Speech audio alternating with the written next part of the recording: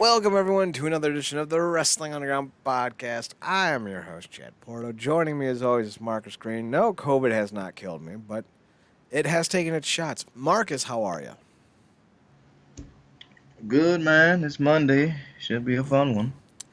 So I decided to do a little tweeting today. Mhm. I tweeted out greatest stables / trios of all time in Impact Wrestling history. I had a few honorable mentions. The Beat Death Crew Council. Goddamn, I've been fucking up that name all day. Which was Kingston, Bram, and James Storm, mostly because of James Storm and Kingston, and not so much Bram. The BDC, which originally was BDK, I remember that vividly. Then we had the Rising, which introduced the world to Micah, aka Tungaloa, and Eli Drake, aka LA Knights, or whatever the fucking stupid ass name he's going by now. And I also had the British Invasion, which was, of course, Nick Aldis, Doug Williams, and Rob Terry. Now, of course, BDC and DDC, they didn't last too long. So I couldn't put them any higher than an honorable mention. The Rising introduced three pretty big names in the world of wrestling today, but they didn't last long either. And the British Invasion didn't have as much going for it as they should have. So that was your honorable mentions. Number 10 was Planet Jarrett, which was Jeff Jarrett, Gail Kim, AMW, Monty Brown, sometimes Abyss and James Mitchell, and by loose affiliation, Team Canada. They were dope. Had some great moments, especially the Team 3D funeral. That was Apex. That was one of the greatest early segments of TNA history, and that's going to be my next string, is either top 10 or top 20 Impact segments. But AMW and... Because that heel turn was huge. I think people don't remember how popular AMW was. And then when they sided with Jeff Jarrett, that was a huge fucking deal. I think my number 9 is going to make you hate me. No, I'm looking at it. I remember this well. For a couple of these guys, it was better times. Yes, it was. Number 9 is Team Dixie. Not because of Nick Aldis' title reign, but because Dixie Carter was 49 years old and taking table bumps. Respect. And EC3 and Rockstar Spud had the best on-screen segments of the era. The whole Jeff Hardy compound thing, when Willow was introduced, was a Team Dixie era segment. So they were really bringing it when it came to on-screen segments. And it's been 8 years since EC3 was relevant. Think about that. We've seen a lot of stooges over the past time in wrestling history. You won't find many better than Spud during that period. No, because you really believed his douchery. His douchery, his overall fidelity to that team. Yes, he was very loyal. Number 8 was Triple X, which was Elite Skipper Loki and Christopher Daniels, not the adult film ratings. Although it was named in conjunction with that because TNA at the time was very sexual. You had Triple X, you had SEX, you had TNA. They were going for a theme. Or that Dominic Toretto series. We don't talk about him in this family. I remember everything about my father. Like, what did you say? Do you remember how to speak without marbles in your mouth, bro? It's like, damn, Dominic. So, and how does he and John Cena look anything alike? I mean, really. So Triple X is one of those low-key, old school, gotta check him out type of guys. A lot of fun. Yo, this next one legitimately looks like a 90s potential rap group. Like a legitimate... I was thinking more like an early 2000s alt boy band. That, or this was a very early test casting for Four Brothers. Yeah, and then you throw in Kip James when they were the 4 Live crew. That makes sense. So, of course, we're talking about the 3 Live crew, which was Ronan. God damn it. What is wrong with me? Conan, Ron Killings, and BG James, a.k.a. Road Dogg Jesse James. I dug these guys. I really did. They were one of the more popular. They were probably the most popular face stable of their era, and anything prior to it. People really liked Conan. People really liked BG James, and people really liked Ron Killings. They liked them together. I think it was because this was during a time when they were getting a lot of new fans into the product, and a lot of people were just glomming on to what they recognized. And Ron Killings, Conan, and BG all had name value and recognition from other promotions, so I feel like that's why they were as popular as they were, personally. Number 6 was Team Canada, for obvious reasons.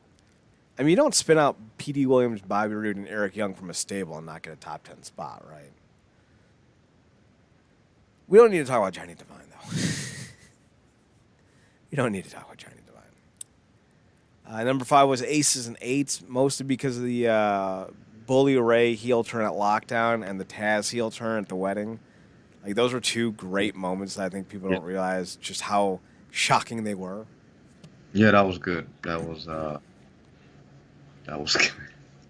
Plus, Bully Ray's heel run, at least at first, was pretty good, but it did fall apart, admittedly.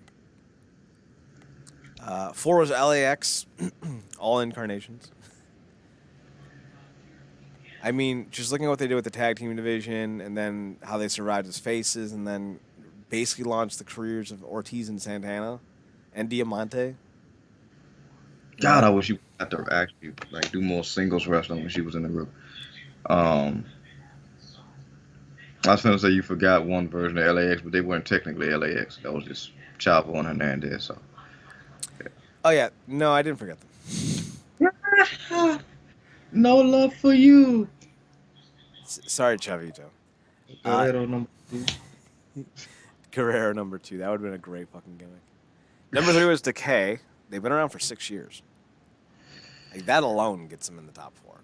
Yo, man, that's that early Rosemary. That camera's catching the open mouth kissing Bram backstage. Rosemary. Mm-hmm. That's dedication to the craft. But considering that she became a legend in this company through that group, I feel like you can't ignore that. So that's why Rosemary and Decay gets 3. 2 is the Beautiful People. They were a powerful faction when wrestling didn't have a lot of powerful female factions. 2 got the best write-up on Twitter. Mostly for the last line. I'll read it because I want people to know. The most relevant all-women stable during a time when women's wrestling was highly underappreciated, provided great moments and matches, and helped create legends of wrestling. And Velvet Sky. Let the pigeons die. And, of course, number 1 is the main event Mafia. Sting, Kurt Angle, Scott Steiner, Booker T, Kevin Nash, Nick Aldis, Samoa Joe. That's it. That's the tweet. I mean, you can't have that much... main event Mafia was legitimately the biggest thing in Impact during 2008, 2009. For a year, it was the biggest ratings getter for the company, which is why they brought it back in, 2013? Because they knew that it sold. So it's one of those things where you really can't argue against the Mafia.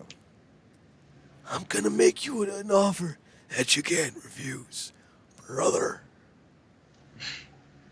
Fortune didn't make the group because they were fucking terrible. First of all, they were originally supposed to be 4 dudes, and the group was called Fortune, F-O-U-R. So it was literally Fortune 4. 4, as in 4, F-O-U-R-T, whatever. I forgot how to spell fortune in the middle of it. T-U-N-E. Yeah, and then they had like an alternate in the group. Because it was Rude, Storm, Styles, and what, Kaz, or was it Daniels too? No, Daniels was the alternate. The original group was actually Nigel McGuinness, AJ Styles, and I think Beer Money. Oh yeah, I keep referencing the 4 that broke off after they went face. Gotcha. Yeah, those 4 were Rude, Storm, Styles, and Kazarian, and then Daniels joined. But they weren't even the only members because even though they're supposed to be spelled F-O-U-R, as in 4 members for the group, they also had Ric Flair, Doug Williams, and Matt Morgan randomly for no reason. Like, that group pissed me off. And, like, the front line, ugh. Bald, yeah. They they was heel as Fortune. Wait a minute, yeah, they were heel as Fortune. Then they broke off and became like what, Fortune 4. No, Fortune 4 was just their dumbass song. Fortune 4. But there's always been more than four of you. How are you Yeah, fuckers this bad at this? and then yeah, that evolved into the front line, and that became a whole thing. So Well, the front line was the main event Mafia rival stable. That had Joe, the Machine Guns, ODB randomly for no reason. So they ran out of male faces. So like, ODB, you're close enough, I guess. You're a like, powerhouse. you're close enough to the actual male in the face. But no, yeah, that's oh, now I kind of think why now I'm knowing why I kind of blocked some of that stuff out.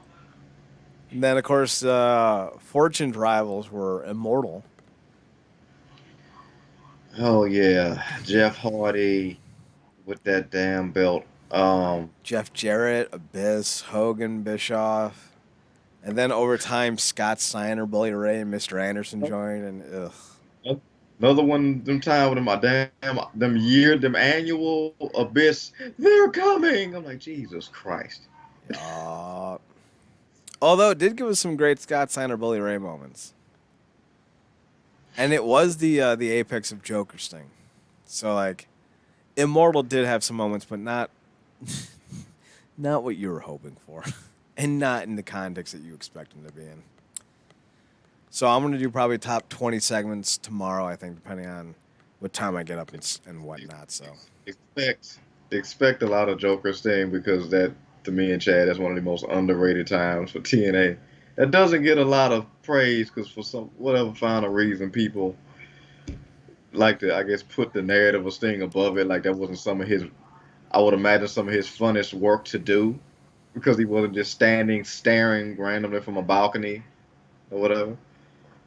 he's going on record saying he loved doing it. So I'm not surprised. Um, definitely two of the segments are going to be on there for sure, at least in consideration. Sting admits to Eric that he lied about not being the network representative. Oh yeah. Didn't he? You definitely got to include. Didn't he have like a crow or what? What animal was it he brought in the damn office? I think it was a crow. Yeah, he Don't got the move too crow. fast, Eric. It'll peck your eyes out. Ta-ta. For now. And then the Uh, I'm the Stinger. I'm not done yet.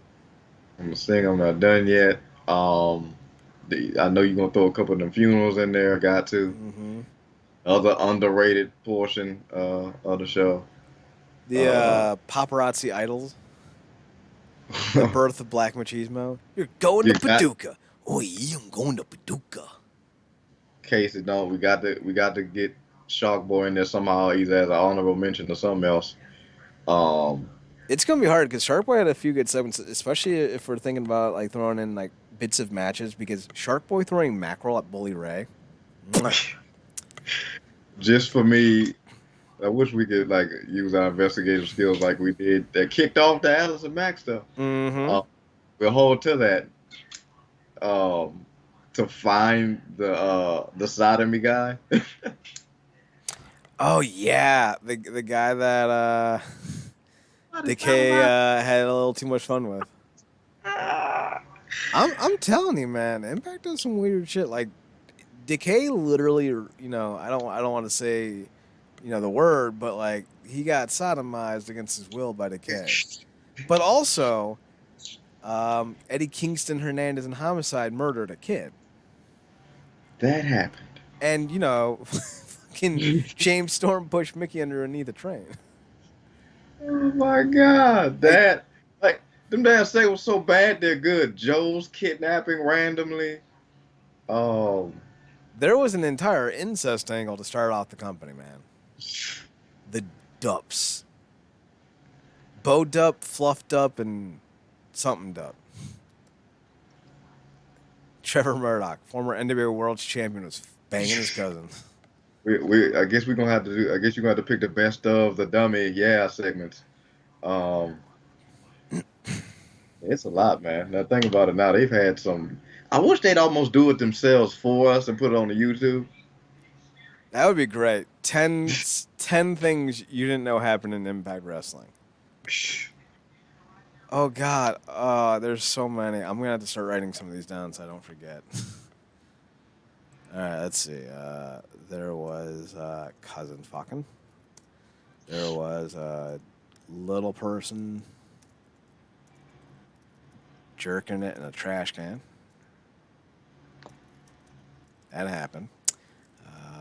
Abyss shot his dad. That happened. Mickey caught a train. On a train. Decay sodomized a guy. OG's killed a kid. Question mark Kenny. I know it wasn't Kenny, but like if the kid's name was Kenny, just oh my god. Hilarious. Did we throw it? I mean, because this was literally the last time she had some best work in wrestling for us. The death of Allie. They killed bitches. Killed the funny bitches. Winter drugged Angelina Love and did butt stuff? Question mark. Yeah, going through these segments, it's a couple people that deserve like Razzies with the Oscar name on it. Right? The Love comes to mind. The Roskies. Like you said, Rosemary with Bram comes to mind. Either Bully Ray or Brooke Hogan for what that crap they had going on. Well, I'm sticking more to things that would definitely be illegal and canceled in 2022. Dating Brooke Hogan in itself is horrifying, but I don't think it's on par of sodomizing some random dude. I feel like just because I feel like she still looks like that, we got to do the Claire Lynch thing. Because it had the best and worst moment. Like one of the best moments with the phenomenal fetus. That was terrible. But Marcus, we gotta keep in mind that on this list we have incest, masturbation, attempted murder, murder, sodomizing, child murder, more murder. Yeah. Going for the worst of the worst. Yeah, we're going for things that are fucking illegal, to quote Dana White. Let's see. Well, let's think about this. We do have stories to get to tonight, though. Yeah, we're gonna get to it because nothing happened recently big in wrestling. Exactly. So we'll get to this list tonight or tomorrow. I'll have mine up, and if Margaret, if you want to do your 10, I'll retweet those. So let's talk about Sasha Banks and Naomi. They're suspended indefinitely. They're not coming back. Naomi's contract was apparently up within the next few months, so it's very likely she never comes back. And the internet kind of jumped in on their side pretty decisively, and I don't get that, and I want to know if I'm missing something. So this is not the first time talent has walked out on the WWE. And the narrative that the WWE is going after Sasha Banks and Naomi because they're women in black is completely false. Vince McMahon went after Stone Cold Steve Austin for 6 months because he walked out on him. He's the biggest draw in the history of wrestling, and Vince spent months tearing him down. He wrote the Rock's promo. He took his ball and went home. Remember that Stone Cold promo? So, no, Vince isn't going after Sasha and Naomi because of their race or their gender. He's going after them because he sees them as disloyal. Now, here's where some of the differences between, say, Stone Cold walking out and Naomi and Sasha walked out. I don't know if we specified this last week, but Naomi and Sasha didn't walk out the morning of. They didn't walk out in the afternoon meetings. They didn't walk out 2 hours before the show. They walked out during the show. They were in their locker room, got up during the first segment or two, walked over to Johnny Ace's office, threw the belts down and left when they were already booked for matches. And Marcus, when I heard that, I was like, oh, that's fucking unprofessional. Like, if you're going to quit, quit. Like, I don't mind. You got to do what's right for you, right? But you get there at 2 in the afternoon. You went through afternoon meetings. Like, what the fuck were you doing for 7 hours? Were you waiting to do this on purpose? Because that's kind of shisty. That or they got yo-yoed up until the final um thing. Like they were like told one thing and were gearing up for that one thing, and then had a stooge come up and tell them no, they scrapping it. Like no, I know they told you one thing 3 hours ago and said that was the end of it, but they had another meeting without you there because they didn't want you there in the first place. And then they went back with the original plan. So yeah. Even if that was the case, I would still say that the minute the show starts, you at least finish the show. Like if you're, because apparently Sasha's been unhappy for a while. Shocking. This is not new. Sasha Banks has been perpetually upset with this company since she was born. Like the day she was conceived, she came out saying Vince McMahon's, is a bastard. Like her first words were Vince bastard. Like Sasha's always hated this company. Why she sticks around is beyond me. But I'm of the mindset that once the show starts, just do the show. Like you don't need to stick around for the rest of your life. You got 3 hours, and then you can quit after the last segment. You can pull Gail Kim, right?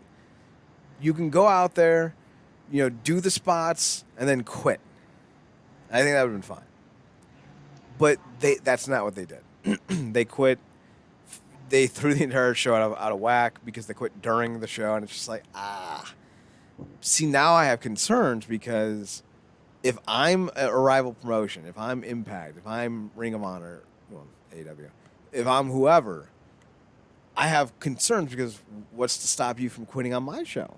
If you don't like what you're getting into with my promotion, let's say I'm asking you to put over a young starlet, are you going to just quit on me? Mid-show? That's Sid Vicious, man. Oh, God, that worked on 2 levels, and I love it. But, like, that's like Sid Vicious levels of unprofessionalism. I'm not saying they had to stay in the company, and I'm not even mad that they left. I'm saying the timing was really bad. And I know a lot of people are kind of glossing that over, but, like, 2 wrongs don't make a right here. Like, but you can be mad at the WWE and upset with Sasha and Naomi. You don't need to have a winner, right? You don't need to have a good person. Sometimes it's just the Soviet Union and Nazi Germany. You don't need to go, oh, yeah, and France is pretty dope too. No, it's okay that there's 2 villains in this scenario. 2 people, 2 entities did 2 wrong things. You don't need to pretend that one of them is less wrong or more right just to justify your feelings. Like, come on. So, Marcus, I want to know what your thought is on this because I am curious. I want some outside perspective on this. Yeah, it's been unique, man. I'm kind of getting to the place being a long time Zack Snyder fan. I've had to condition myself to kind of like taking in a broad spectrum of opinions and not taking it personally. That's kind of actually helped in that regard when it's come to stuff. Um, Even no matter how stupid an opinion comes off, what's the line from the Avengers from Nick Fury? Like, no, I get that that's your opinion, but given it's a stupid ass opinion, that whole deal. But with this, it's been really interesting watching just the. I mean, everybody and their mama got something to say about this. Mm-hmm. I think I even saw Shelton's mom post something about it. No, but Mia Yim, you gorgeous bitch. I love you. That was the Blazing best. Bang. That was the best Mother's Day post of all time. Oh man, love their friendship and that banter between each other. But yeah, I mean, it's like you said. Of course, things could have been executed a certain way with the women. Um, but ultimately, man, I mean, I can't be mad. You can't. I mean, the business is gonna, the business entity is gonna do what they're gonna do, and specifically WWE, the pettiest of the petty, led by an elder, grumpy curmudgeon that is at the top of Mount Petty, and it's just again, it ultimately speaks to the culture, but that company breeds. Mm-hmm. They literally burn the passion out of their own talent because they don't actually see them as talent. They see them as pieces to be moved on a board that they've, always want to remind the talent they're lucky to be on in the first place.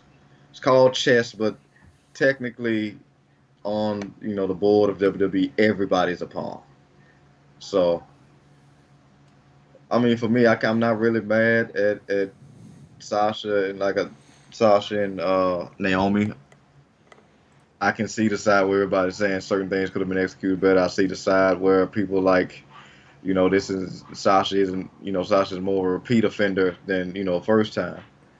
And like I said, the company's going to do what they're going to do because they do have them under contract and certain obligations are expected to be met. But putting Cole up to say what he said and then having Pat McAfee looking like, glad it ain't me. uh, yeah, I'm just not surprised one way or another. I'm mildly impressed though that they walked out. Specifically Naomi, because as we talked about towards the end of the last show, she's normally a model citizen.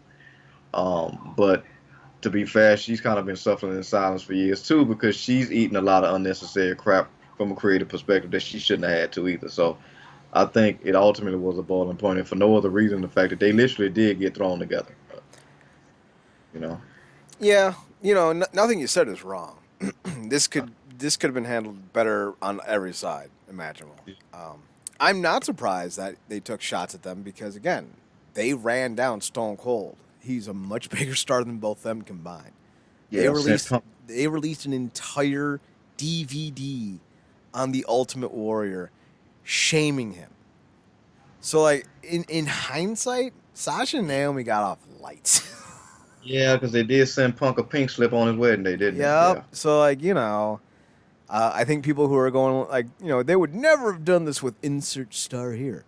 They're too new to have this conversation because what Naomi and Sasha's been getting by WWE standards is fucking light. So if they were bigger But draws, there'd be a but much bigger reaction. I think.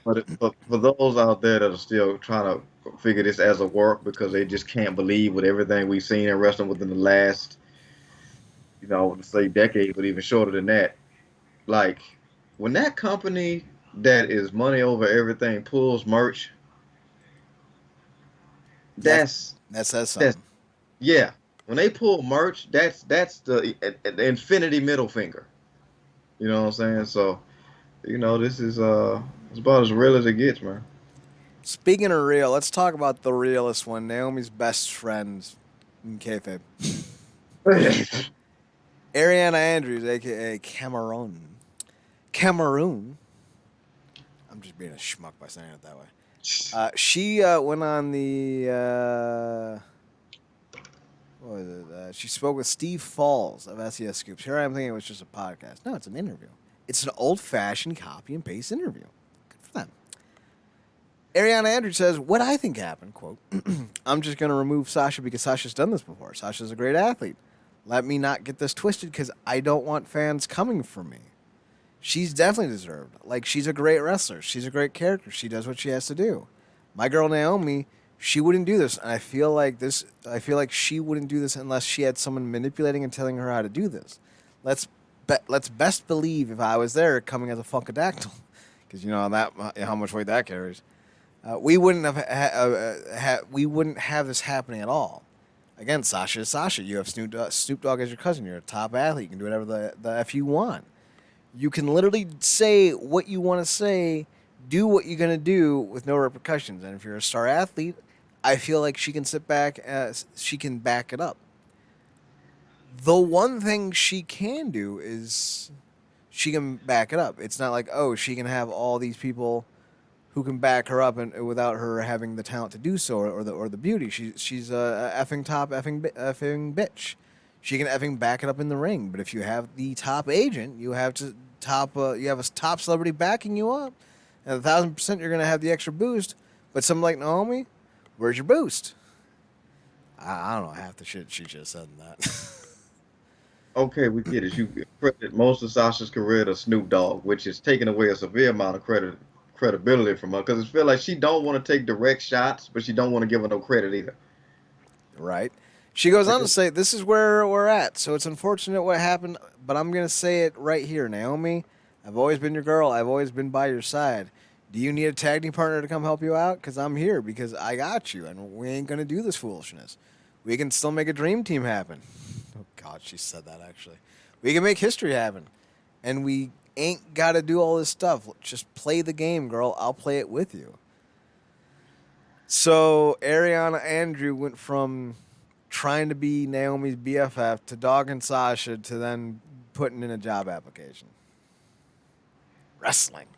It's what's for dinner. And I've seen some people defend that. Like, she sounds like she's speaking from a place as a true friend. I'm like, we don't know if they'd have been. Like, I don't doubt that they done had correspondence over the last however many years since RN's been out of the company. I don't doubt that they have, like, a genuine bond outside of that. But they're almost going through a lot uh, since that girl left, since RN left.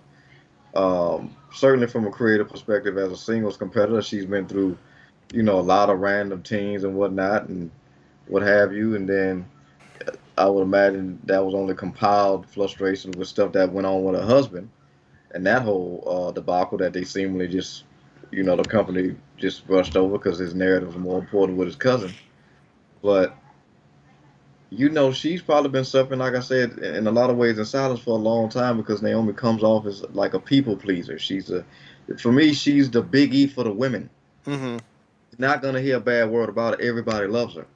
But I think you do reach a breaking point. I do think when you get somebody like, Sasha and, like I said, they got randomly put together. They got the tag belts, which ultimately mean nothing. And this will be Sasha's second attempt to make those titles relevant. And maybe a lot of her problem is she cares too much because she thinks she's big enough to be a change agent.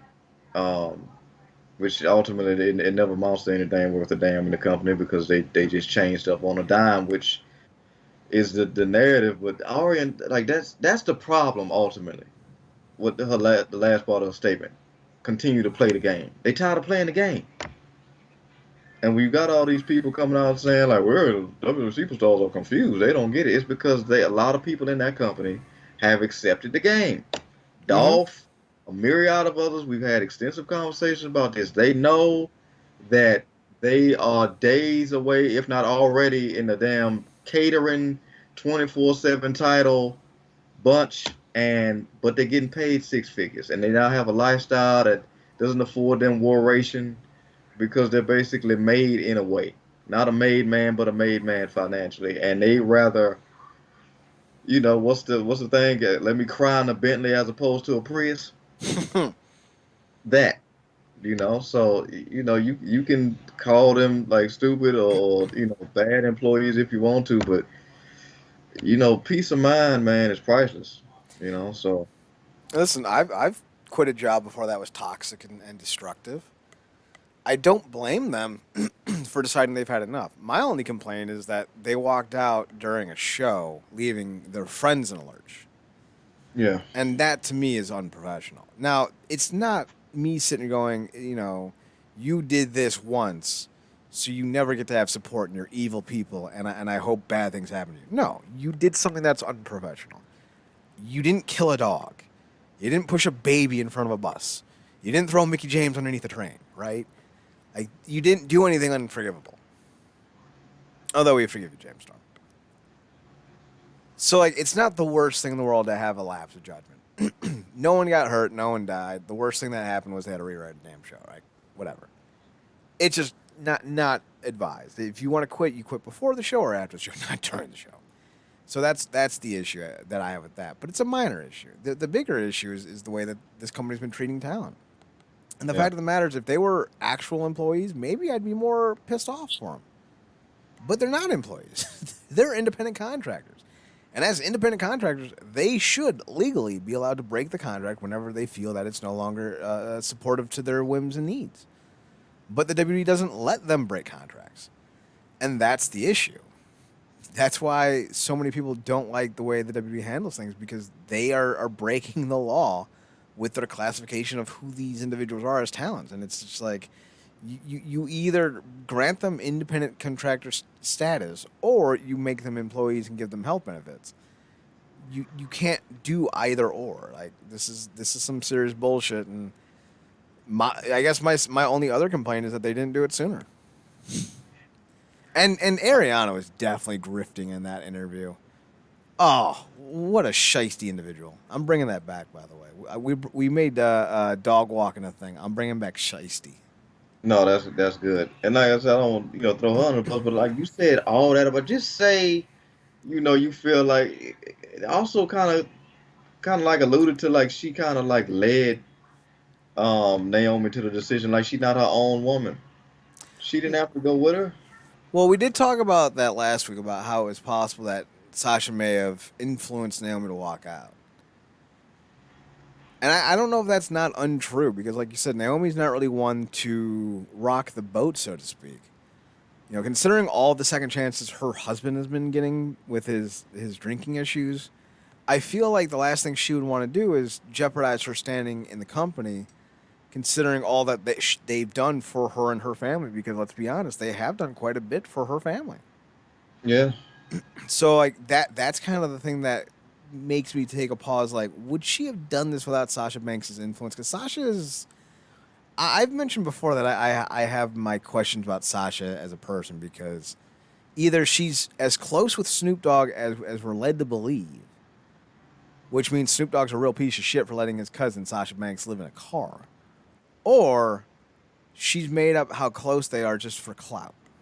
Because again, Sasha lived in a car for like a year or something like that, or maybe it was just a few weeks, and Snoop didn't help her out. So like, I worry about when that's like the narrative of part of your relationship is It's the interesting yeah, uncertainty. it's definitely interesting because she's talked about also before how she got him to bring her to a mania and whatnot. I think that relationship has grown over the years, and maybe Snoop did a thing where it's like I'll lend you a hand but not give you a handout type of deal in certain instances. But she has definitely put in the work. It just the way Arian was talking, I'm like, if you got something to say, just say it. But don't. She was angling for Sasha's spot. Yeah, I get. I don't think that wasn't subtle at all. And the sad thing is, she's in denial because a part of the situation is like for you to go back and then just get shelled back with Naomi as a tag team partner when y'all like the levels were like all like disjointed when y'all were Funkadactyls. It's not even close now. We talking No. like like when the freaking Saiyan showed up to Earth and Krillin and them went to fight him. Like, what are you doing? Like what are we doing? Like the power scaling is on DBZ levels right now. So it's like I get it, but I think no, and it could, like I said, be uniformity. Like this is my partner. This is happening to us. We are upset, so we can walk out. Um, and then maybe not. Who knows? But again, I think the big argument that a lot of people just don't feel like having because they're just so upset and offended by these women walking out. And that's not you because you more so talking about the professionalism of it. There's a way that you can, not necessarily what you do, but how you do it. But these people that's taking it as a personal offense, Yeah, like this company hasn't, emotionally left their left so many of their employees bereft and like emotionally exhausted, almost killing Punk and running a lot of other people off is like just asinine to me. there is no stance where the company is going to look good in this one. They've fired people during pandemics. They've fired people who are getting married. They've basically rolled over contracts, which is hella illegal. They're not a good company. They're not good people. Like this should not be disputed. And like I say this all the time. Just because there's a criticism against one doesn't mean that justifies the other. You can both be garbage people. There's plenty of room in the trash can. Oscar the Grouch has made that abundantly clear for decades. Y'all can all be wrong here. There can be different levels of wrong. But neither side is right. But definitely there's more wrong on the WWE side, for sure. Because they've mistreated talent since Vince McMahon has been in control. This isn't a new thing. Like mistreating talent for the WWE isn't a new kind of idea, right? So like the idea that like Naomi and Sasha did something wrong, yeah, I think that's fair. I think you can sit and go, the fans paid money to see you. You quit on them. You quit on your quote unquote teammates. There's some criticism there, but that's like a C, right? That's a C level offense. That's like a 3 on the Richter scale. The Sean Richter scale, aka the Eli Knight, God, the Eli Drake scale, right? That's a 3 on the dummy scale. Vince is perpetually a 30. Just come on, man. A man literally fell to his death Yeah. in the ring. Didn't and even the stop man the show. Didn't even stop it. the show. That's like that's always the one that's cited, and like that one, I can kind of give a pass for because when has that ever happened before, right? Like if you're shell shocked and you don't know what to do, and then like Monday night you go, I don't know if that was the right decision, but it was the one we made, and I don't know. Like I get that. Like I could get that, right? If that was your only blemish, I could get that. But Brian Pillman died hours before the show in '97. They still did that show. So Vince really doesn't give a shit about people, like at all. Like Sable was sexually harassed, was awarded a multi-million-dollar lawsuit, and never cleaned up the act of the company. Steroids and drugs ran rampant until the federal government heard about Chris Benoit murdering his family before a show. And then it's like, gotta clean up your act now, finally. And we don't even know if that's actually been true because looking at some of these dudes, like, Which, I don't know about which that. is another too is like, which was in hindsight, the reaction was interesting because they did that.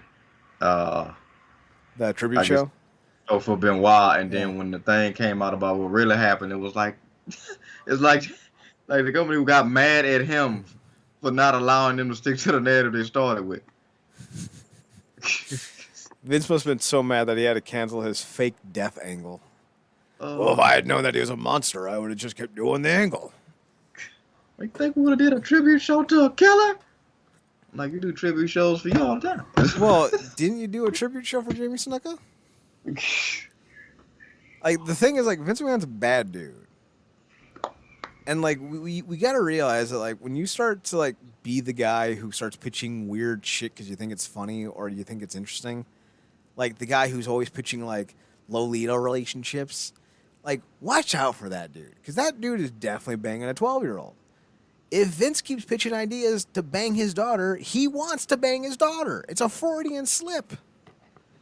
Vince is not a guy you can trust, like, respect, or do business with. He will screw you. most of Candice Michelle only storylines in the early 2000s was getting felt up, groped, and kissed, and God knows what else by the boss. Yeah. And while she wasn't the greatest of hands, when given the opportunity to practice, she became pretty solid. But she wasn't given that chance when she was getting fondled by Vince Fondleness. Vince McFondles? Ooh, that's good. Vince McFondles. Hashtag McMahon hands. Yeah. Oh, God. So, Banks and Sasha Banks and Naomi were a little wrong to walk out. The WWE's treatment of talent for the last 40 years is a lot wrong. So you can be mad about Sasha and Naomi, but don't just be mad at Sasha and Naomi. Because this is takes 2 or maybe 24 to tango. So, like, And it's not even just Naomi and Sasha quitting. Stephanie quit. The boss's daughter, Gonski. Now, they say that the chief branding officer is, quote unquote, taking time off. But I think that's taking time off. Like Stone Cold Steve Austin was in a hiatus between 2003 and 2022. Or what they call in TV, it was quietly canceled. It was shuffled off to the Friday Night Death spot and canceled due to low ratings. AKA, we killed the ratings and then we justified killing the show. But this actually, and I wish I would have got this to you before the show. This kind of comes off more like an accurate description of what's happening. Ooh, what am I getting? You're gonna love it.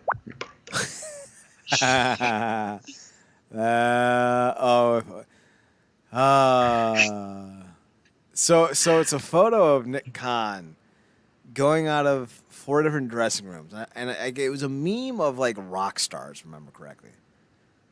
Yeah, I think so.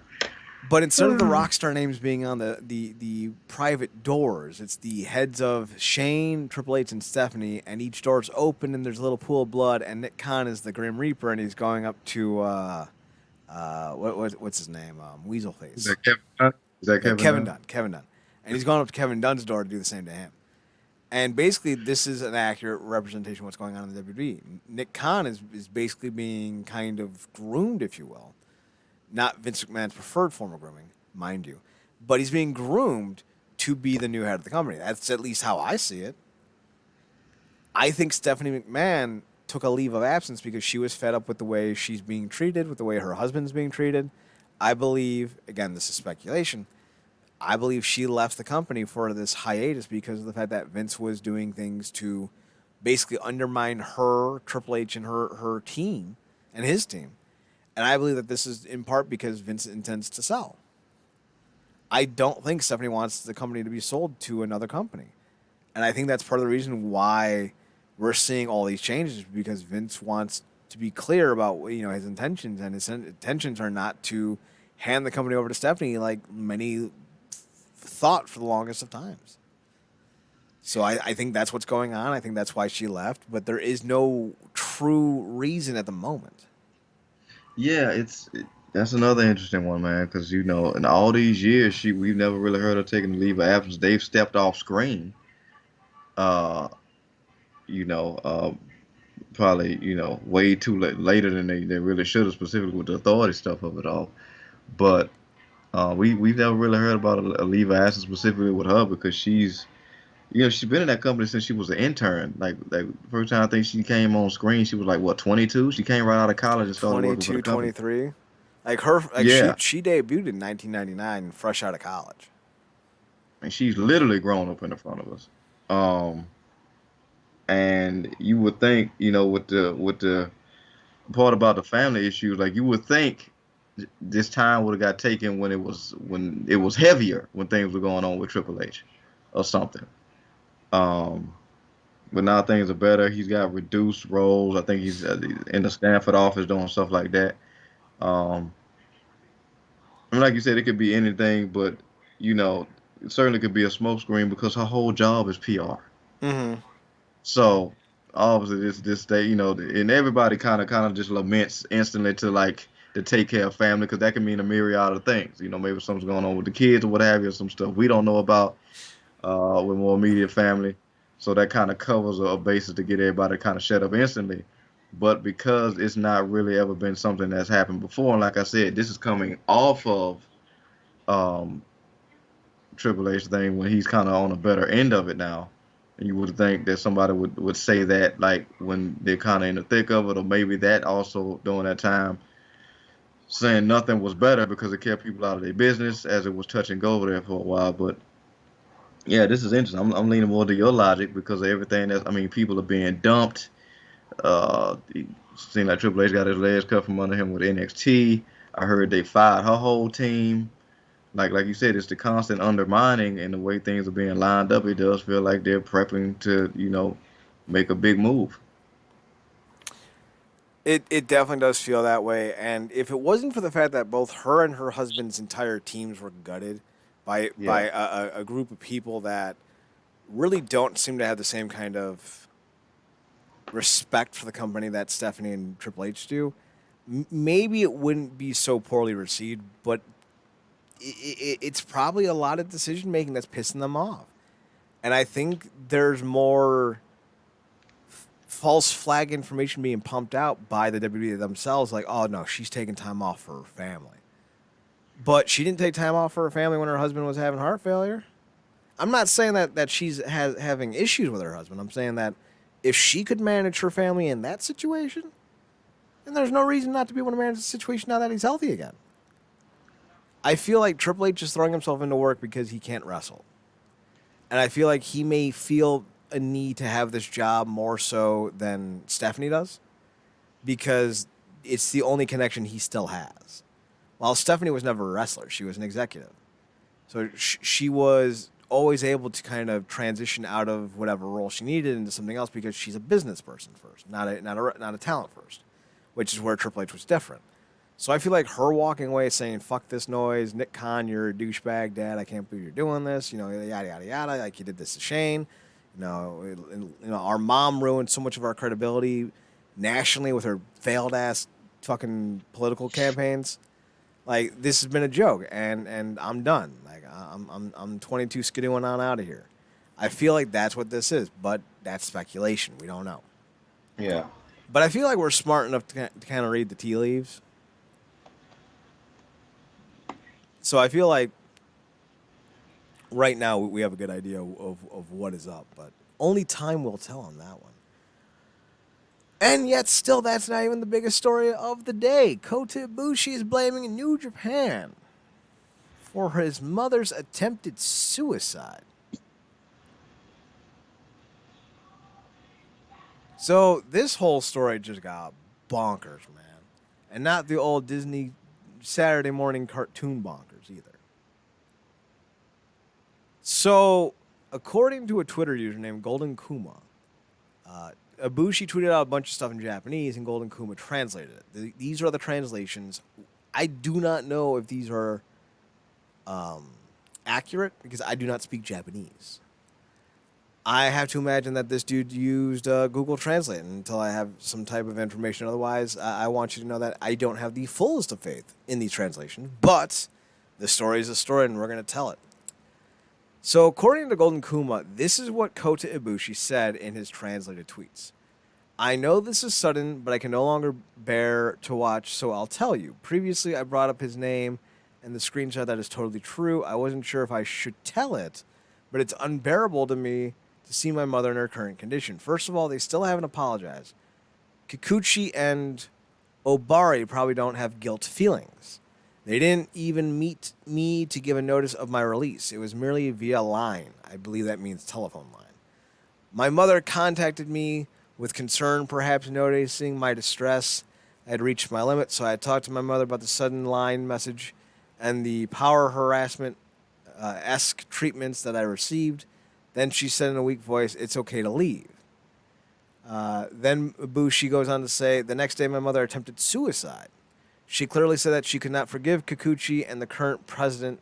That is why I will fight until the end. They did something that is absolutely unforgivable. I wasn't able to get in touch with my mother to meet her in person. I will only manage to talk to her through someone else in the near future. I have already consulted my agent. Kikuchi and the current president, do you understand my mother's attempted suicide right after Mother's Day? That is remotely attempted murder. It's a miracle that she's alive. But can you heal her hip bone? That there's more to say, but it'll cause trouble for others. So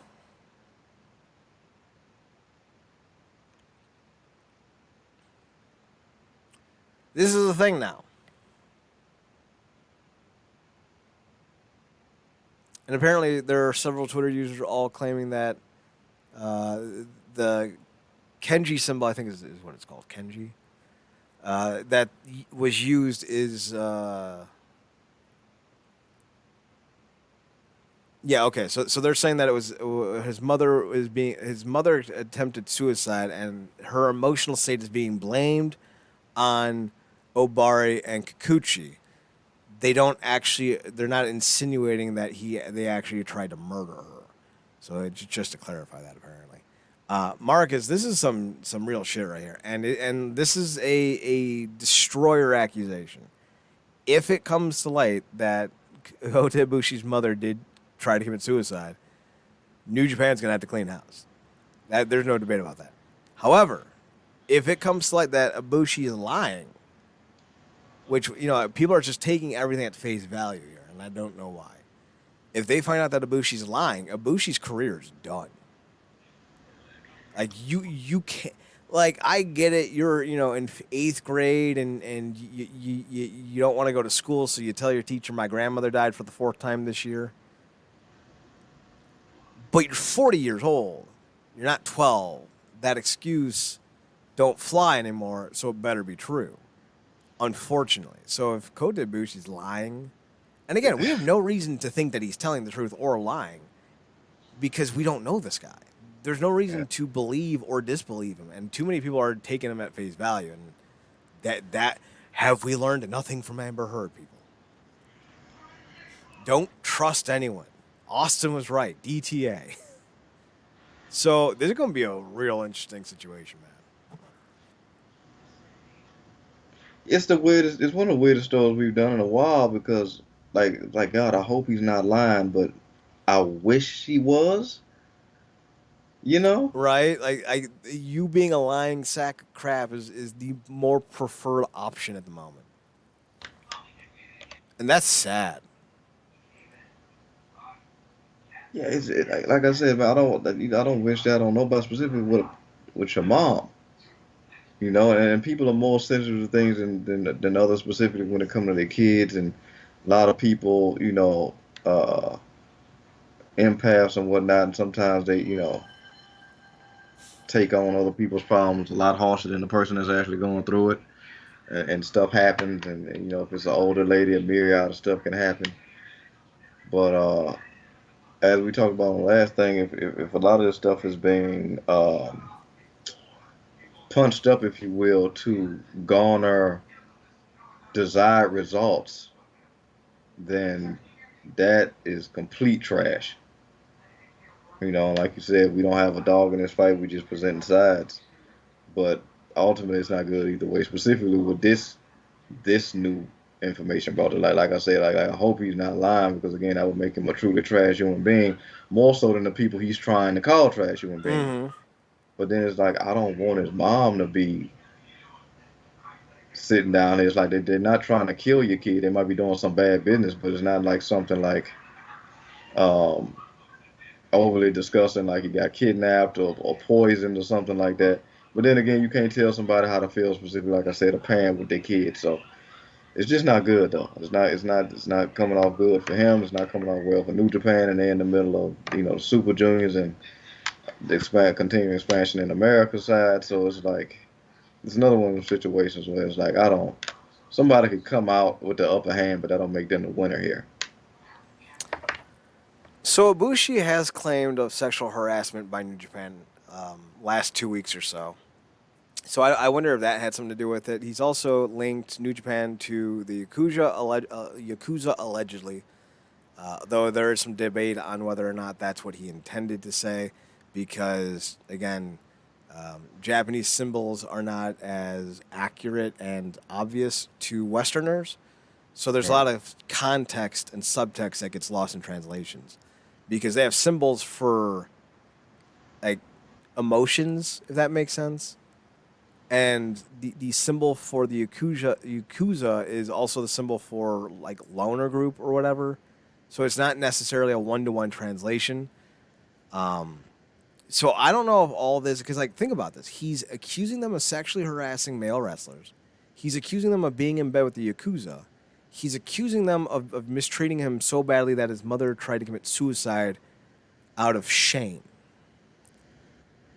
Like these are some hefty ass allegations. So it's going to be one of those situations where there's going to need to be proof on someone's side eventually to either prove or disprove these allegations, because this is not something that can stay in limbo. So and that's kind of the thing that's kind of angering me about the Ibushi portion of it is he keeps saying things have gone badly, but he's not providing any information or evidence as to why things have gone badly. But he keeps saying it's gone badly. You can't keep giving people the runaround. You have to eventually state what happened and then provide clues and information as to why it happened. Otherwise, there's no more credibility there than anyone else. And I think the only reason people are believing this right now instantly, because again, I don't disbelieve Ibushi, but I don't believe him either, because he's Yeah. being vague. There's no evidence, and he has a history of saying dumb shit. So until he starts providing evidence, I'm going to take this, as Schrodinger's cat. It is both true and not true at the same time. But people are taking sides because they either A, love New Japan, B, love Kota Ibushi, C, have a pseudo love hate with AEW, which is affecting how they view New Japan and or Kota Ibushi. Or D, they're just WWE marks and they're looking for any reason to put their free flag on tap. But then again, even if all this was true, it still wouldn't top all the shit Vince has done. So, like, pump the brakes. There's a great show called The Newsroom. And in the second season, they ended up writing a story that was basically a lie. They got fed some wrong information. Someone cooked the story, and they looked terrible. And then a rival news channel had to print a retraction. When that happened, everyone cheered. And then the head of the newsroom came out and said, "Hey, we didn't get taller. Somebody else just got smaller than us. That doesn't make us better than them. It just means we can now relate with them." And I'm paraphrasing the segment, but that's essentially what it's like right now to watch New Japan. If all this is true, if everything Ibushi is saying is true about New Japan, it's still not bad enough to make the WWE look better, because the WWE has been accused of paying off officials by the man who was apparently, benefiting from the payoff.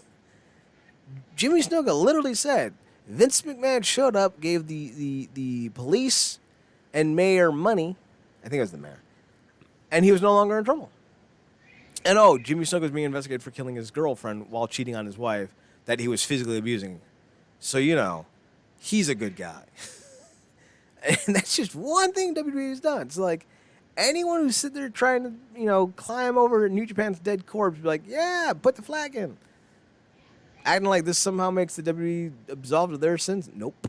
It just makes wrestling even that much more grimy. So, I don't know how this is going to turn out. I don't know. I'm hoping it resolves itself soon, because I am not doing this story every fucking day for the next 3 months. Ibushi, you need to start putting up some facts, some receipts, as the kids say. Because these outlandish claims, man, you keep making them, there's no proof. You're going to be the boy who cried, suicide. Speaking of crying, man, I would say that I had a tear in my eye when I found out Ricky Steamboat wasn't going to be in Ric Flair's return match. A tear of relief. I love Ricky Steamboat, Marcus. He's one of my all-time favorites. He's so smooth. Like, you ever see any Bruce Lee interviews?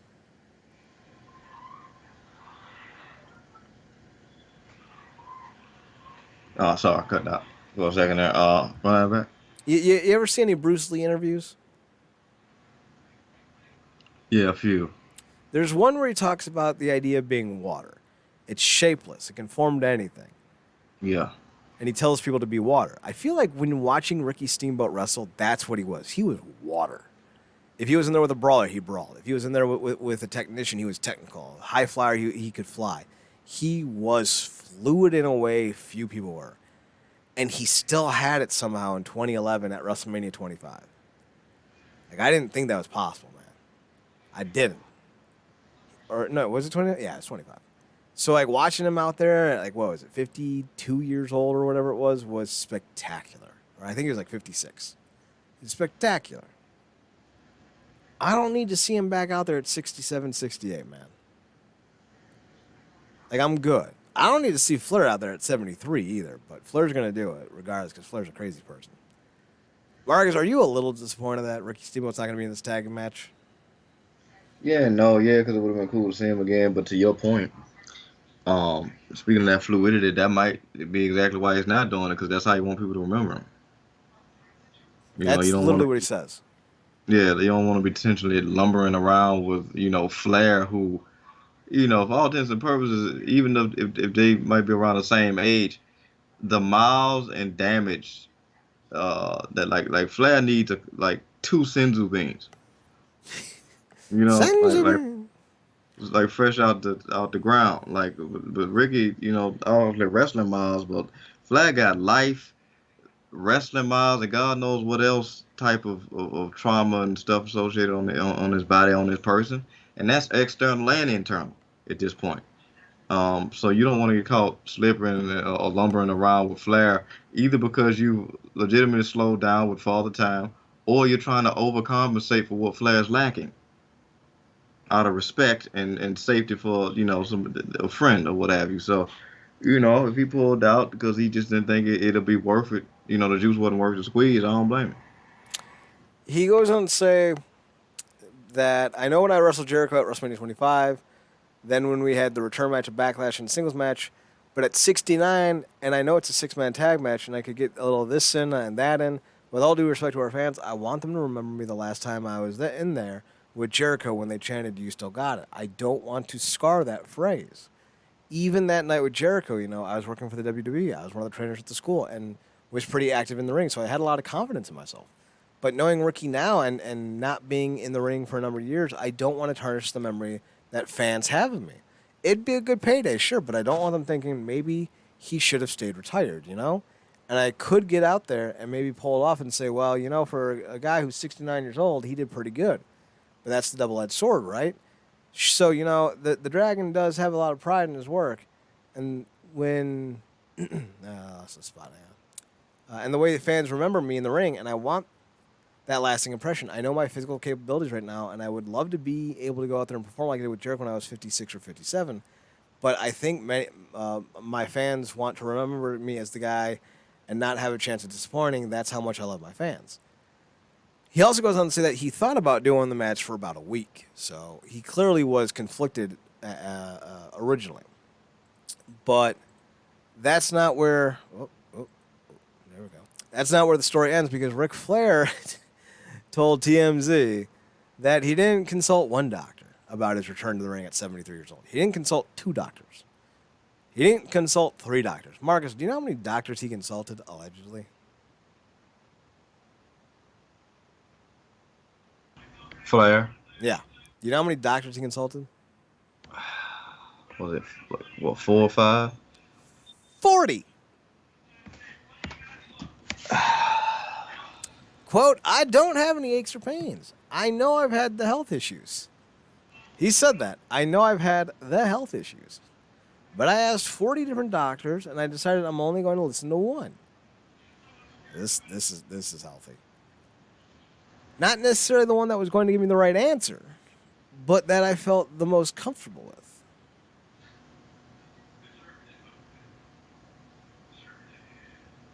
So there's that. Rick is adamant that nothing is standing in his way of having a healthy wrestling match. He has not competed since 2011. Flair lost both his retirement matches in WWE and TNA. This led Flair to believe that he had unfinished business. He said, I couldn't stand the last couple of matches I had. Couldn't stand the last year I had. I needed someone to motivate me. And what motivates me is doing something I like to do, and that is wrestle. I'll never run at 100% again, but I'll be running at 80 or 85%. He goes on to say, you can only ask so many people. I had 4 different heart doctors, 3 different internists. When you get as sick as I got, you run the complications that ultimately nobody wants to take responsibility for. But I met a doctor down at Auburn University. I respect him and I liked him. He understands how I tick. And he said the worst that could happen is it comes unplugged and you plug it back in. But I feel great, knock on wood. The only other thing that could possibly cause any issues I've had is equilibrium issues a couple of times from headshots.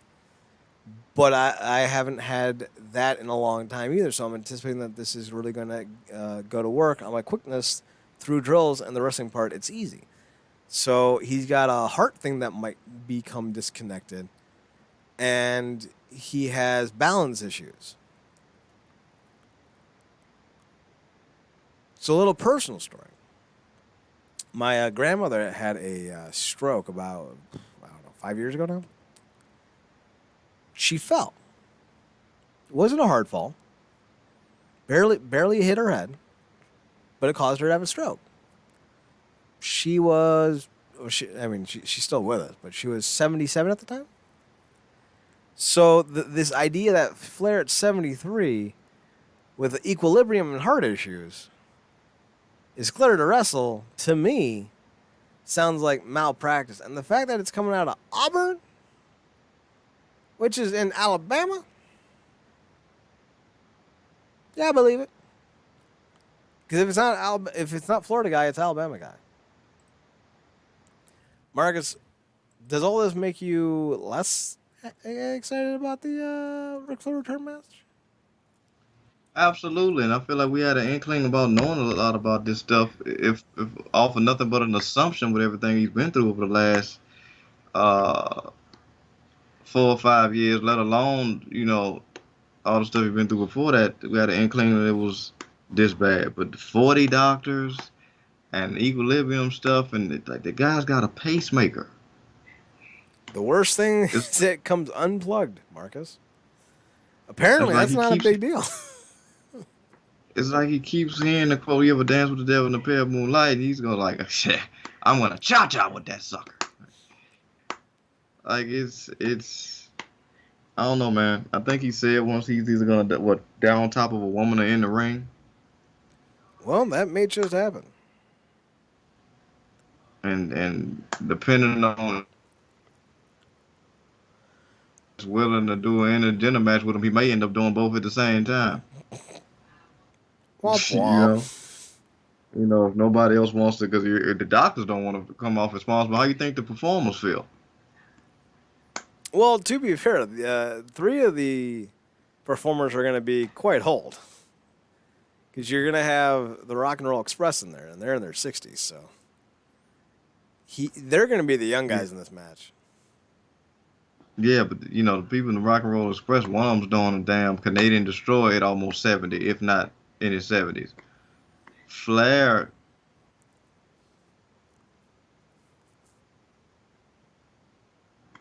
you know, Mm-hmm. so because what that stuff done training, all that stuff can fly perfectly fine.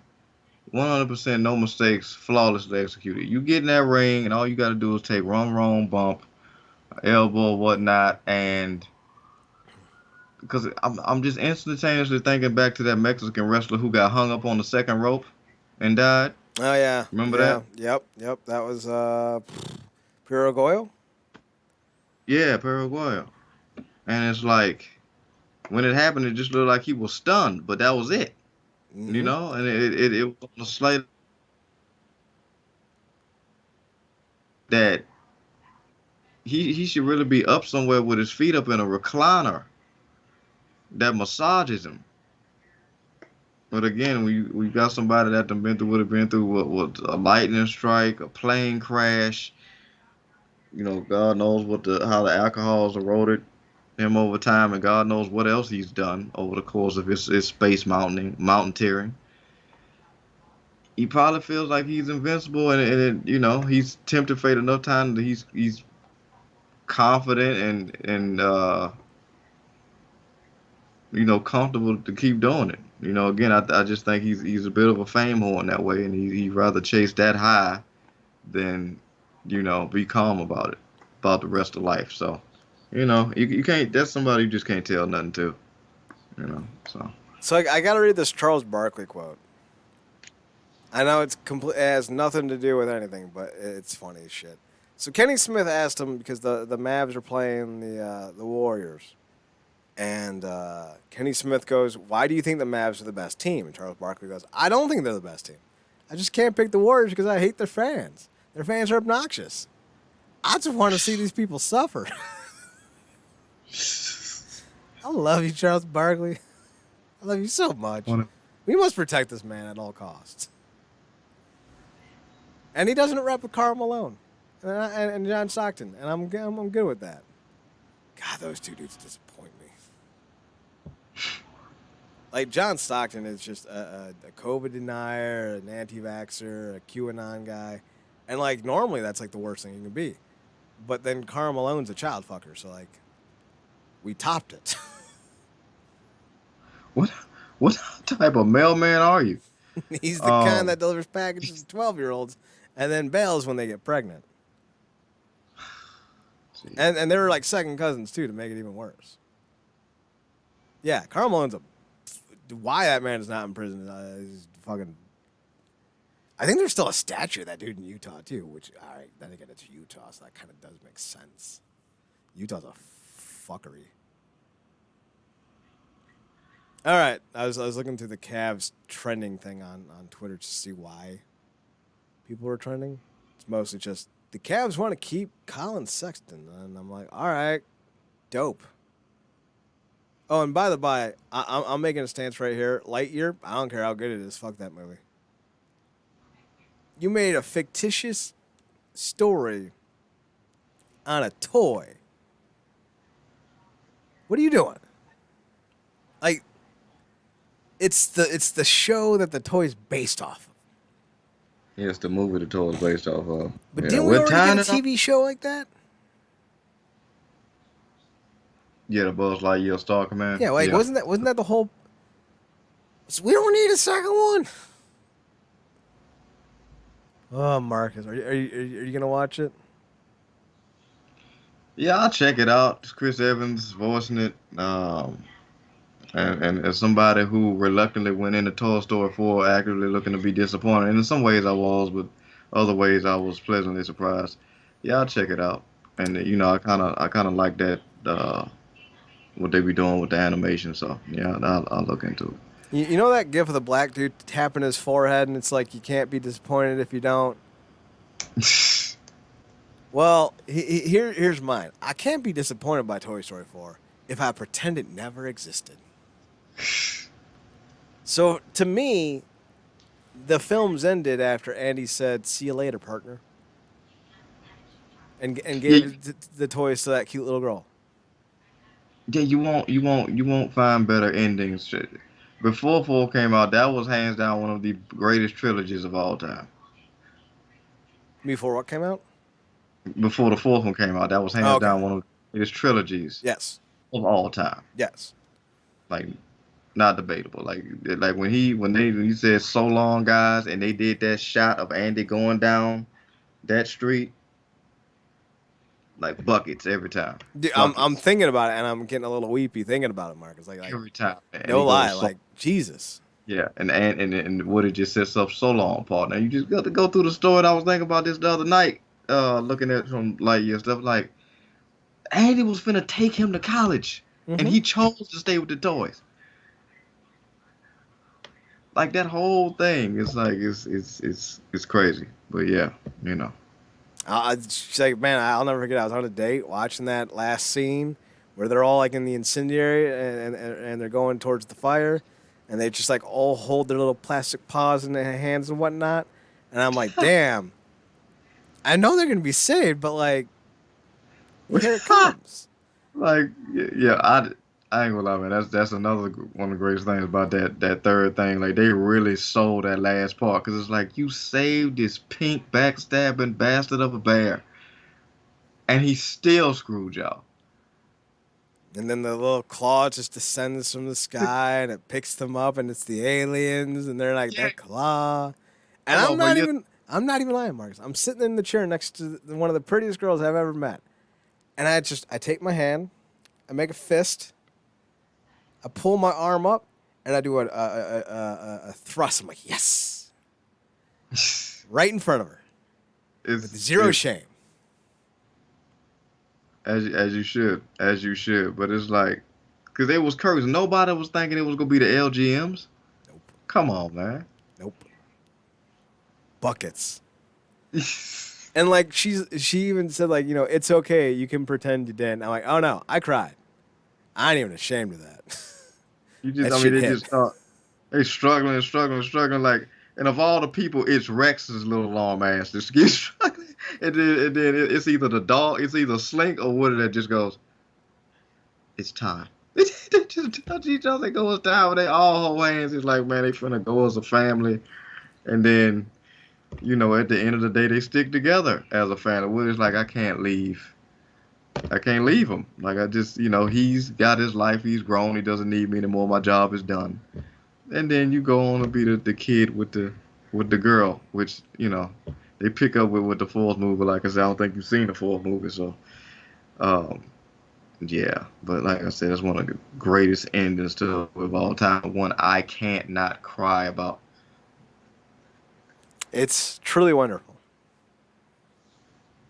I'm trying to think of another trilogy that holds up as well, and I don't know. Like the OG Star Wars was pretty good, but I didn't have the same emotional resonance at the end of Return.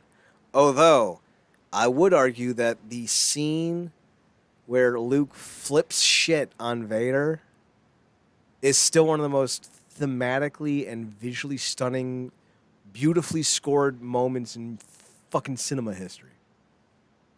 That moment rivals the end of Toy Story 3, but it's not the end, so I can't compare it truly. Yeah, I kind of I don't necessarily have that level of attachment to the OG trilogy. But I do get hitting the feels, and this is mostly got to do with Ewan McGregor's performance, and as well. I don't know why I'm getting his name, but the guy that plays Anakin, when that Hayden Christensen. yeah, Hayden Christensen, yeah, thank you. And he was like, you were my brother, Anakin. You were supposed to destroy the Sith, not join them. Like you just see the pain on his face. It's like I just had to literally cut the legs out from my brother. And then I hate you. That whole deal, like it's just a true tragedy. And then his girl gives birth right before that, and she dies in childbirth. And it's freaking horrific. All on a hunch. That old, elderly, look like he's stinking Palpatine gave you a hunch that he could bring her back to life. He didn't even give you a guarantee.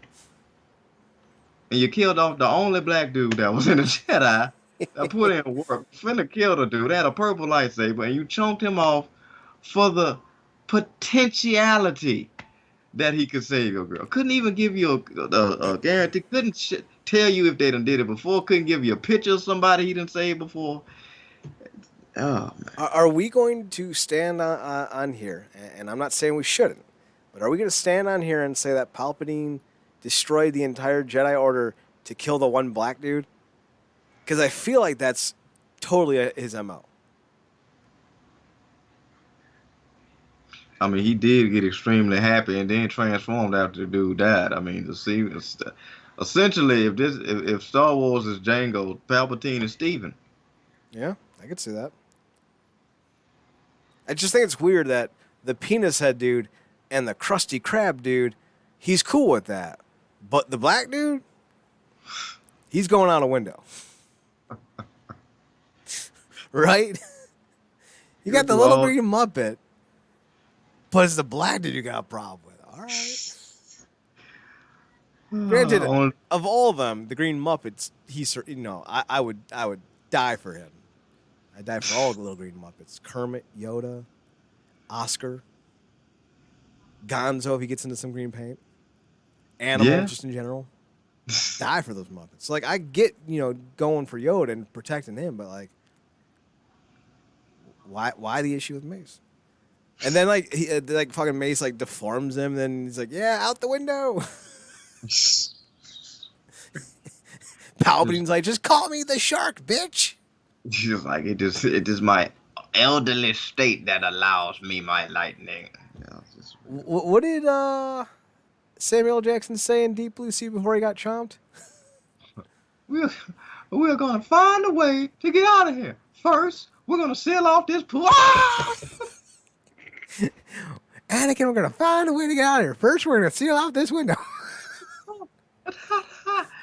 And it's funny because you would think if they made it to the end, and it was obviously LL Cool J was at the end, but you think it would have been a black guy that goes, I tell you, man, I quit this job. Yeah, like see, like that, like those are the two tropes: the guy who's about to quit or retire, and then the black dude. You put them together, instant death. There's no saving that. That all you have to do at that point is to also throw in the you got the black dude kicker, then you have the retirement kicker, and then you got to throw in the villain killed my younger brother kicker, and you just won every game. Yeah. I mean, now that we're talking about it, I feel like that movie flipped a lot of those tropes on his head because it wasn't the black dude that died first; he died second, because they killed the white doctor first, the guy that's from the Thor movies. Okay, like Alexander Swaffskan. Exactly. When he got his arm bit off, and then the shark was like, you know what? I need to use you as an example. I wanted an appetizer, but I really liked it, so I'm going for the whole course. Chomp, chomp, chomp. I haven't seen that movie in forever. I love that the cook survives, though, right? Yeah. Then he kills the shark. You ate my bird. The only other time the black cook survived was in Pearl Harbor, And unfortunately, it was Cuba Gooding Jr. Like 20 years ago, I love the fact that it was Cuba Gooding Jr. But Cuba Gooding Jr. is no longer Cuba Gooding Jr. So it's like, ugh. Remember Cuba Gooding Jr.'s brother? Omar Gooding, Yup. yes, the best friend of Jody from Baby Boy. Yeah. Oh God, show's over. Chad's cinematic arch nemesis. Like if I could have the WWE version of Citizen Kane, right? That would be it. Hellfire and Brimstone would be Baby Boy. Just like, like the movie starts at conception. I think. Like what the fuck? That movie's so twisted. Uh, Who was the female lead in that? Because I feel like I'm about to be utterly disappointed that she was in it. Wasn't it? I guess you're talking about the co-lead. It was Taraji P. Henson. As Jody's mom was played by A.J. Johnson. Okay, So nah. yeah, the female lead would have been female co-lead would have been Taraji. Yeah. She's fine, but I was afraid that it was going to be like Kim Dickens or not Kim Dickens. That's a different actress entirely. What was her name? The actress in Baby Boy. No. I'm gonna look it up because I thought she was in it, not Taraji. Hang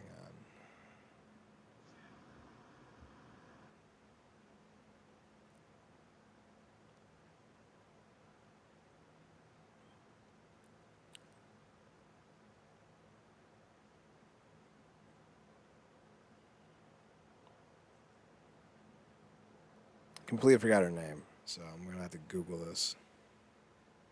Robin Givens, not Kim Givens. Okay, I thought Robin Givens was in that for a hot minute. No, you might be thinking about Boomerang. Maybe it was either her or um, what's her name from Cousin Skeeter, Megan Good. Because they've both been in movies that just made me like double take. Like, why are you in this? Actually, I just saw Robin Givens in an episode of Burn Notice. God, she's still gorgeous. Yeah, yeah, she's Wait, she has a why sister? she does. Yeah, Stephanie Givens, apparently.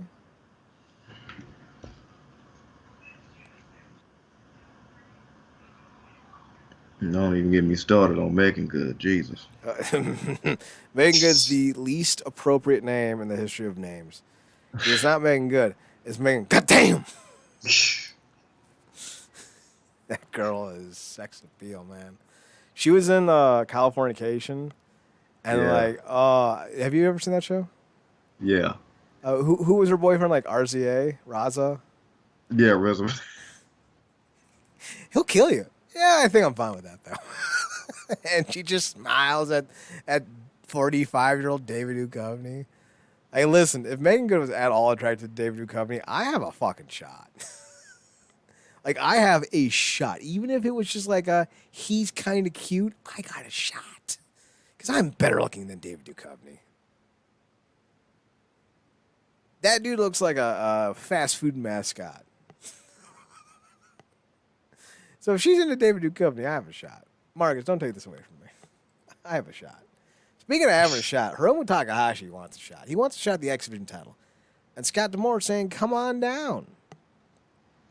Marcus, do you want to see Hiromu Takahashi, who is, I believe, he's not the current light heavyweight champion. I think that's, No, he's the junior champion. I think is Desperado, if I'm not mistaken. yeah, Yeah, the Skeleton Mask Man. yeah, man. Hiromu. Look, I've become a big fan of Hiromu over the years. I remember when he first came. I think I first seen him come to like Ring of Honor when they were crossing over there years ago. Years ago. When your wrestling arch nemesis Jay White was like wearing all white and certainly babyface back then. Oh, But yes, the I was fetus like, face days. yeah, who's this little weird furry coat, uh, hothead, like redhead wearing little weird dude that's just making weird faces and body language and stuff. And then also being a Kushida fan, they had a great feud years back. And then I just kept watching his matches and really got into him. And then obviously the Lij affiliation helps because they're one of the coolest factions in wrestling. But yeah, man, Hiromu's that guy, man. I'm continuing to love this legitimate um, partnership between Impact and New Japan. Because it's certainly, a step up from the last one, which was completely one-sided. But this is a legitimate talent exchange and partnership, and I think he would be great coming in going against somebody like a Ace Austin or, a Mike Bailey or either one of the Guns and certainly, Trey. Trey Miguel. Yeah, Trey. So, I mean, the potentiality is limitless, you know. If they decide to do an Destination X 20-year event, I think they could have some really impressive X Division bangers.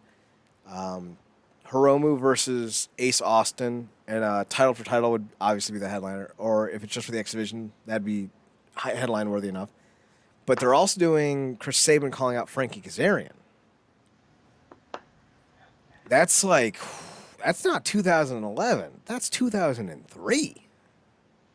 That's a 19-year-old feud that they're Yeah, bringing man. back, and I'm all for it, man. Yeah. I am excited. I know Kazarian is as bald can be, and Saban's pushing 40, but I want that feud.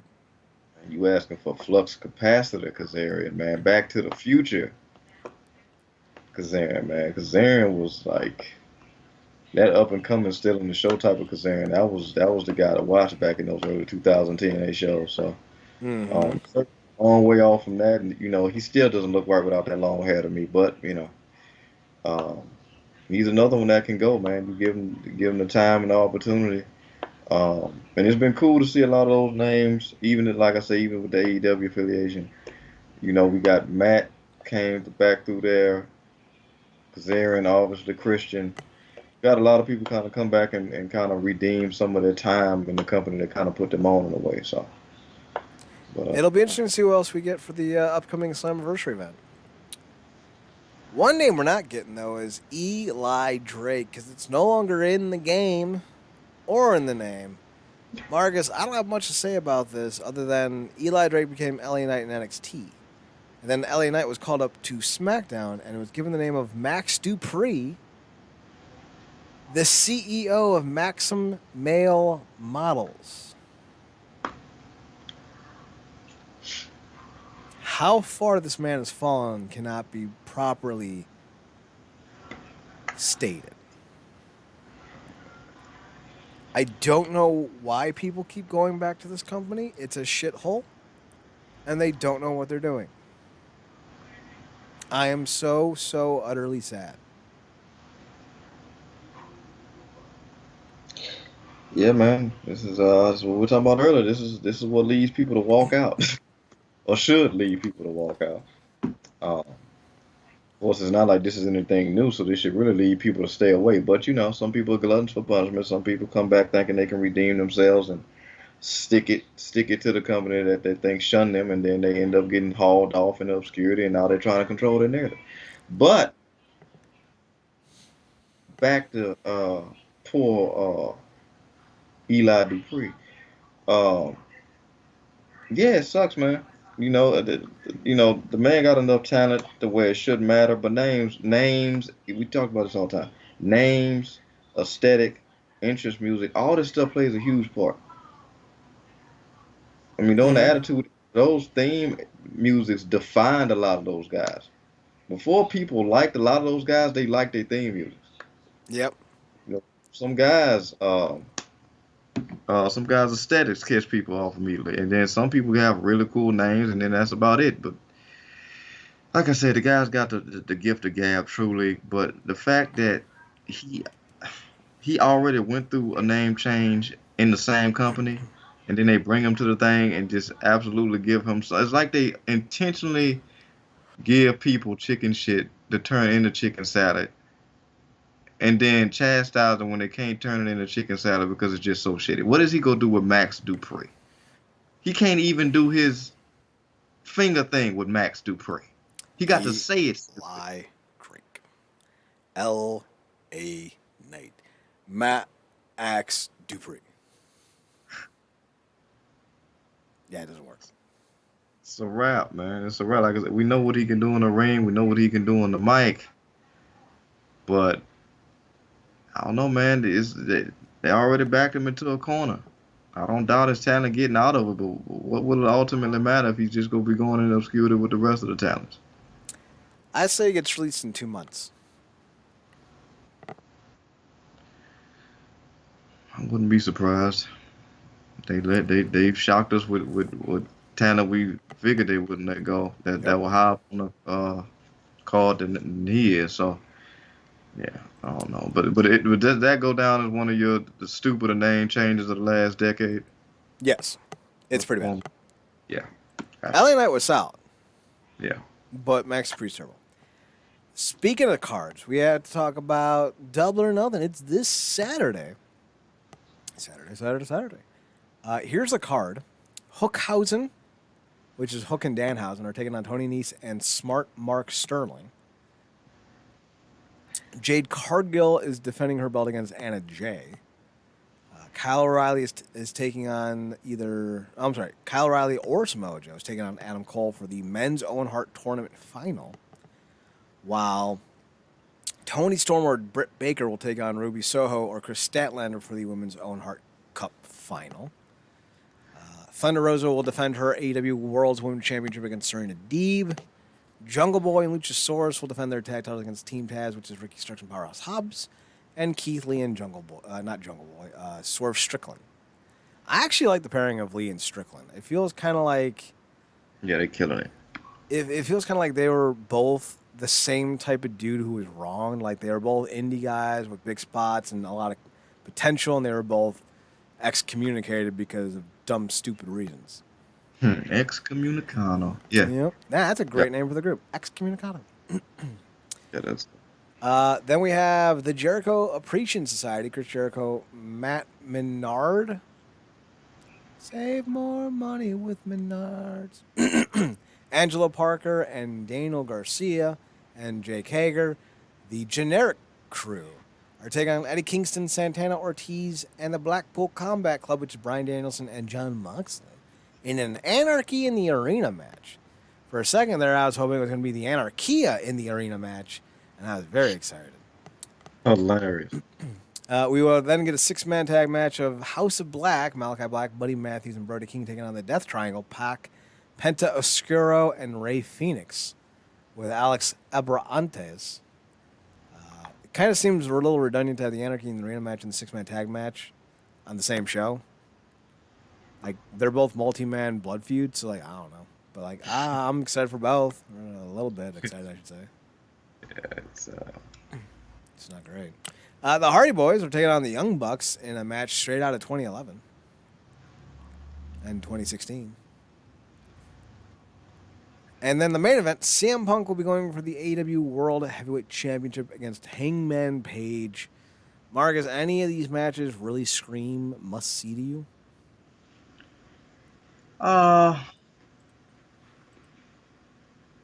Maybe not must see, but I am interested. It is I think a solid card. I don't care anything about Jericho, like you said, generic faction. If two classes I want to see, two clans I want to see collide is the like with the Blackpool Fight Club versus the House of Black. I think that'll be sick. But the Hardys and the Bucks I don't necessarily need.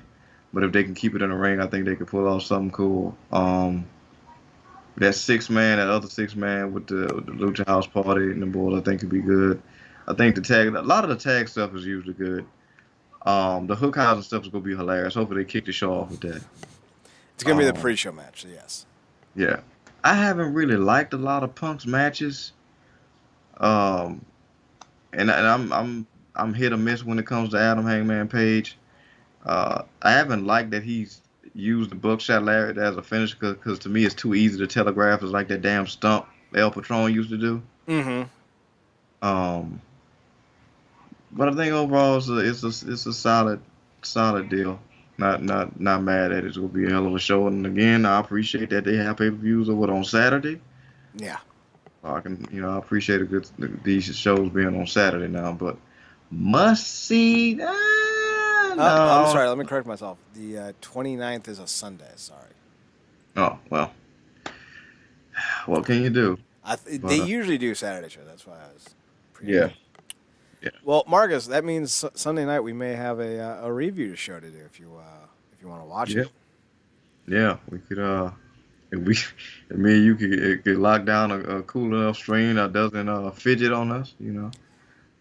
Lockdown, Marcus. We only watch things legally. We are clearly ordering these on pay-per-view. Yes, we must support the billionaire Tony Khan. We must. We must. He's the only hope. The only hope.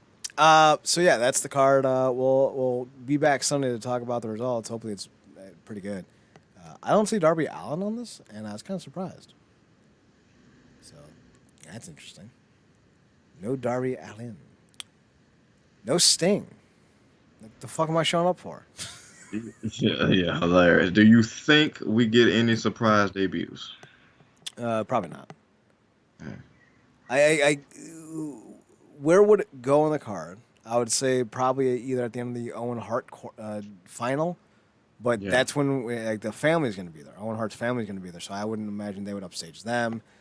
You wouldn't do it for any of the multi-man matches because you want to have some type of established familiarity with them. Yeah. I don't think you would do it in the main event because I think CM Punk's winning because Paige's title run has sucked. So I don't know where you would do it unless it's a women's debut. Then you could do it at the end of the TBS championship match. Because as much as like Jade Cargill is like going on a run, like I don't think anyone thinks Anna Jay's gonna win. Yeah, that's And then Thunder Rosa versus Serena Deeb, like that's not a big match. So like there's potential there, but I don't know who's a big enough name in the world of female wrestling that would pop up that would warrant kind of getting that slot. Like Sasha Banks, sure, but that ain't happening. Yeah, that the legal ramifications. Whew. Sheesh. That would be hilarious, though. I would laugh. Laugh and laugh and laugh. All right, Marcus, that's going to take us to the end of the show. Yeah, man.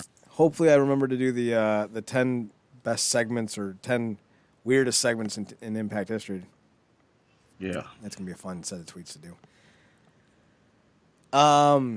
So yeah, with all that being said, thanks for checking us out. Go to realnerdcorp.com, REALNERDCORP.com. We're on Twitter at NERDCORP. Marcus, you can be found on Twitter at ParadoxKid, PARADOXKID.